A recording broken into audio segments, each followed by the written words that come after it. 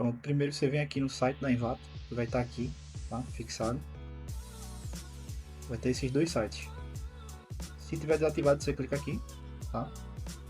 Aqui você vem na ferramenta que você quer, por exemplo, modelo de vídeo. Aqui você vem na ferramenta, certo? No Envato, clicou, salvou o link. Você vai voltar aqui para o site, vai vir aqui, ó, Ctrl V e clicar aqui, ó.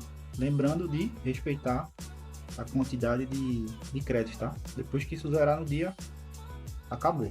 Então vamos lá aqui, ó. Você vem aqui, ó, nesse íconezinho, aguarda um pouquinho. Pronto, o arquivo já está baixando. Nunca deslogar da conta. Pode fechar aqui, ó. E tá tudo certo.